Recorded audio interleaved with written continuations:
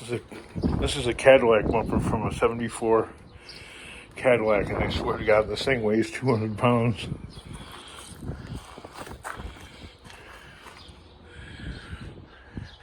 Along with that piece, and that front bumper has got to be about 300. This is for a car, people. Why would a car weigh that much? A car bumper.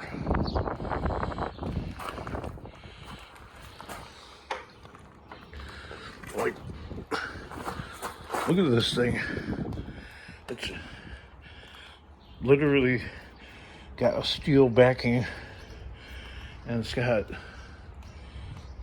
at least 12 bolts here holding the bottom, and another dozen or so on top.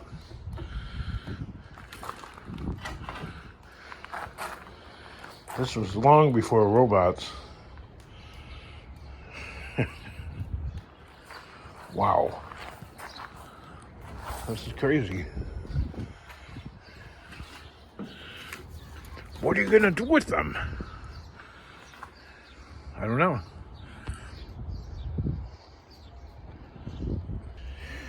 Whew. A little out of breath. So that's like about 250, 300 pounds, this front bumper.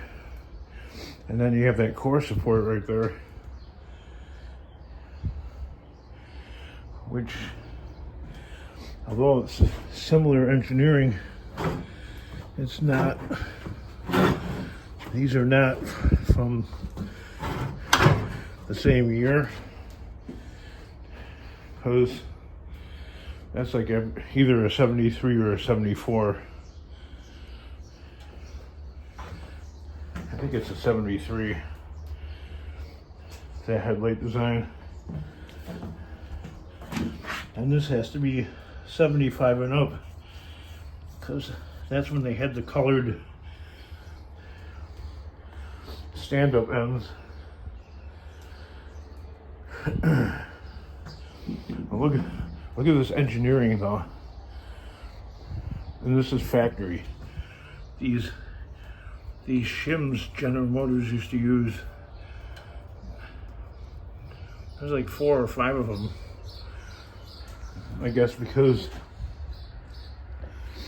back in the day, the way they were manufactured, stuff couldn't have possibly have been precise. There's just no way.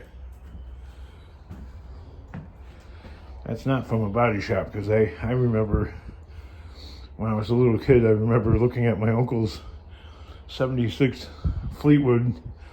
It had similar things like that, and I'm like, wow, you can get parts like this from a hardware store.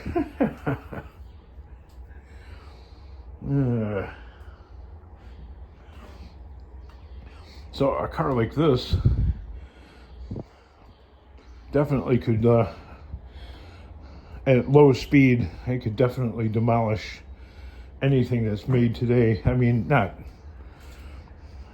completely crumple, but without even like a scratch on it, you could easily do $10,000 damage to a Toyota or a Hyundai with something like this, and you'd barely even have like a scratch on this, because these bumpers used to come with 5-mile-an-hour shock absorbers.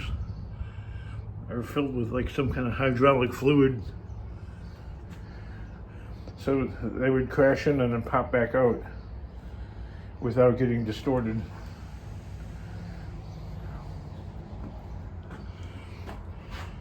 And look at that gigantic gas tank. That's for a car, not a truck. Can you believe that?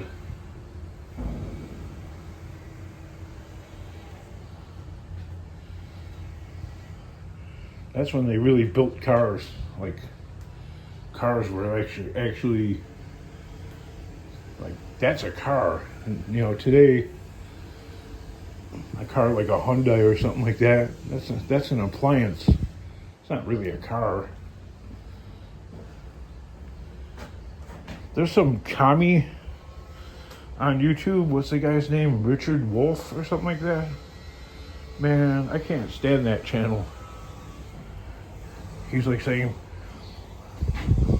people don't need individual automobiles. They can take public transport. This is not Europe, idiot. Go conduct your socialism experiments on some random country in Europe.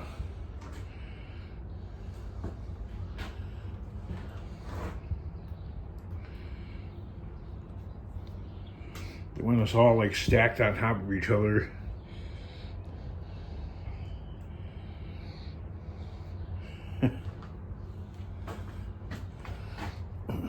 He's like, it's a waste of the Earth's resources. Really? Like, who's entitled to the resources then? Who should they be allocated to? Go away. Anyway, these Cadillacs came with 2 battery trays for some reason. One there and one there, and none of them were diesels. Although later on Cadillac did make a diesel.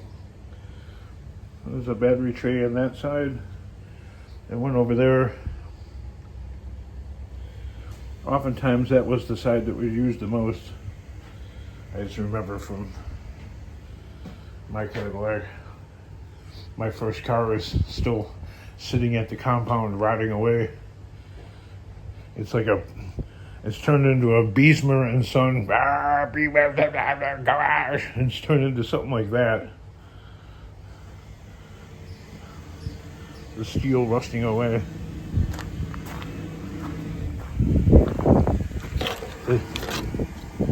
Then you point out the obvious on that guy and he gets all offended.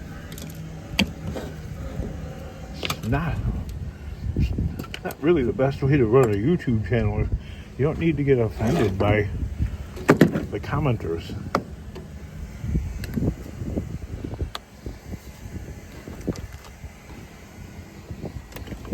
Let them say their piece. I mean, you're putting yourself out there for the public to look at and observe. I include myself in that. And if the public objects to what they are observing, well then they're going to let you know. Don't be offended by it, right?